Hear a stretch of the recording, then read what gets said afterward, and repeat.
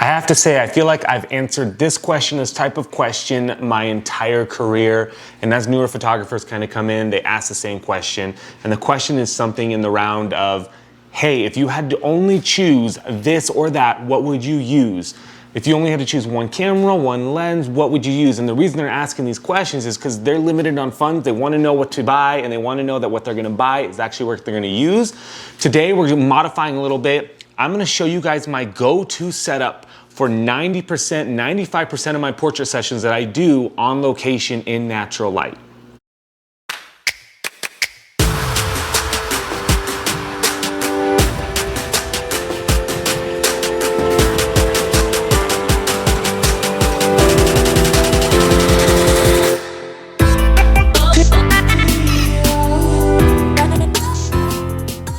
What's going on, guys? Welcome back to the channel. It's Jeramie with Jeramie Lou Photography. Thank you so much for tuning in. We're in the kitchen, guys. We're doing this little video. I've been meaning to do this video for a long time and I haven't.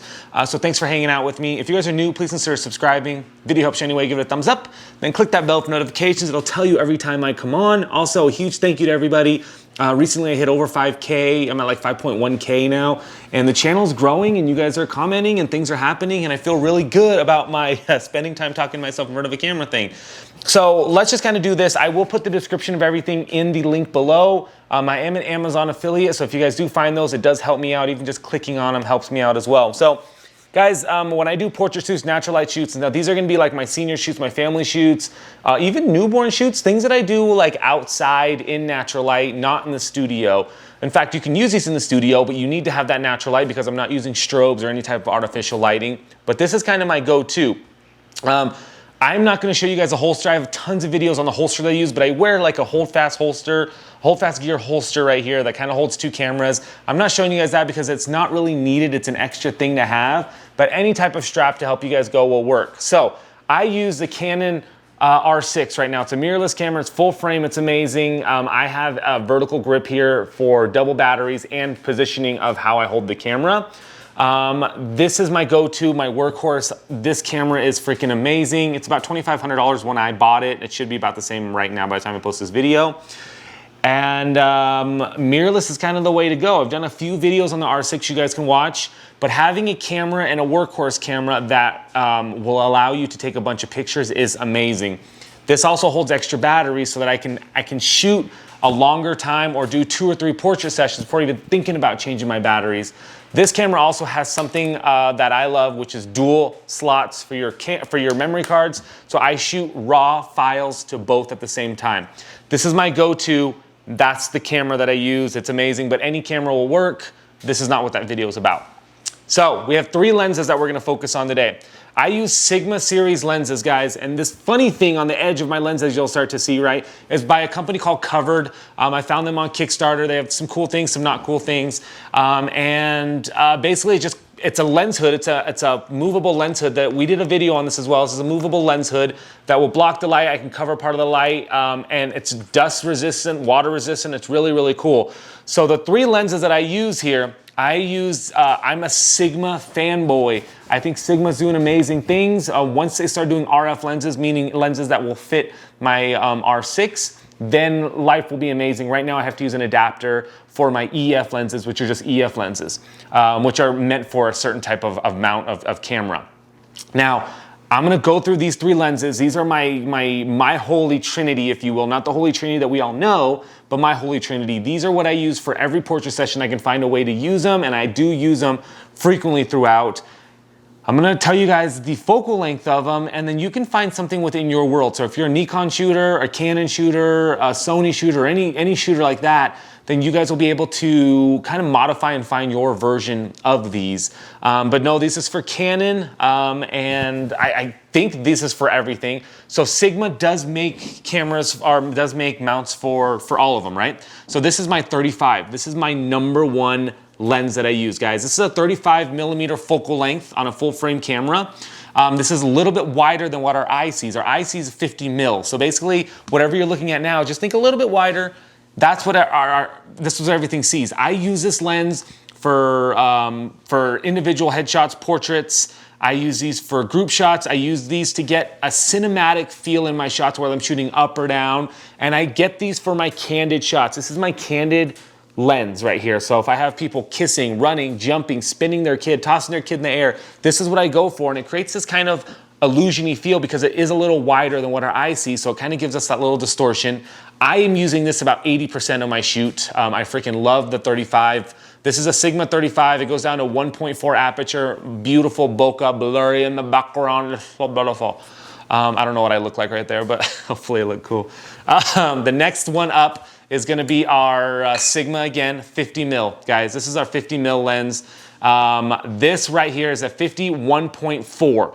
So super similar to this, except this creates very little to no distortion. The 50 still does have distortion, but this is gonna be my look into the camera lens. This is gonna be my, I need you to look right here, look serious. Every portrait session I do, I always have the model or the child or the client look directly into the camera. I want this really crisp eye portrait shoot, like focused on the eye, nothing else matters. This is when I want that intimate moment without getting too intimate, where they're kind of cuddling and kissing and loving. This is an amazing portrait lens in and outside of the studio. There's debates on if this is actually a portrait lens. I feel like it's totally fine and it's great, but this is also what we see with our eye. 50 mil is what we see with our eye.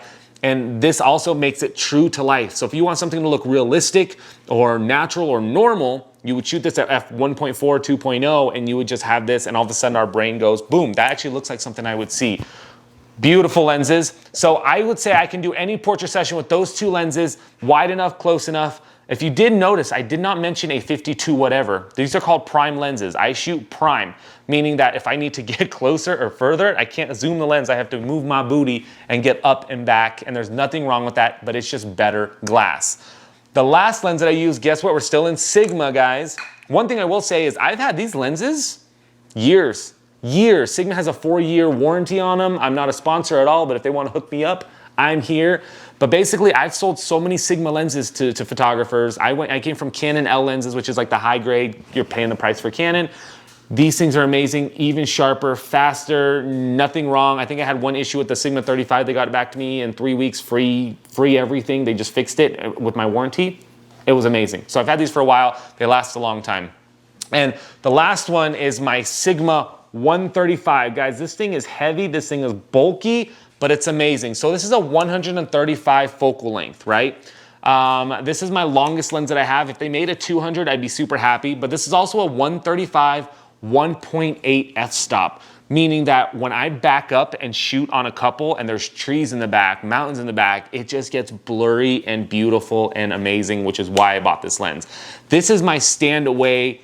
This is my secret proposal lens. This is my, I need a family to stand together with the mountain in the back and just blur out the mountain, and it gets that focus right on your client, and then everything else in front and behind goes bokeh and beautiful and blurry, and all of a sudden you feel like you've transformed them. You look at these images and you're like, did I just shoot that? And then when you go to edit it, it's amazing. This is really also a good lens for not getting in somebody's face. Obviously during COVID, this was a really good lens for me being able to get up close without getting too up close. 135 compared to a 35 is a lot different if you want to just maybe get a lip shot or an eye shot or something. This is not a macro lens. I don't do many macros in regular portraits, but this will get you in pretty close to where you need to go.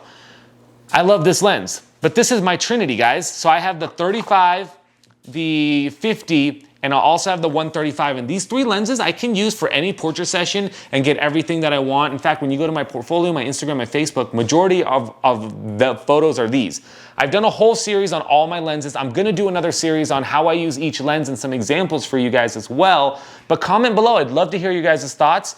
One of the beautiful things with the R6 and mirrorless cameras is that you can adjust that crop ratio to 1.6 to make it a cropped camera, not a full frame. Meaning that you multiply 1.6 to any of these. So when I'm shooting a ceremony, of a wedding ceremony, I'll have the 135 on. And if I want that little bit more reach, maybe up to 200, then I can just modify it and make it a full frame camera or a crop sensor camera to get to that 200, just adding that 1.6 to it. So it works out really well. Anyways, hope you guys enjoy. Oh, last thing, guys, Jesus. Guys, Peak Design. This is their newest bag or most recent bag. This goes over my shoulder, lenses go in here, holster goes right here.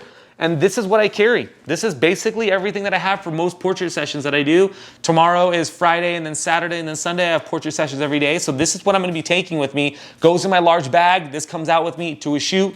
I get to rock and shoot, and I know my gear, so shooting just makes it a little more fun. Anyways, hope you guys having to do, I'm not changing that. Hope you guys are doing well. Thank you so much for watching. I'll talk to you guys next time. Bye.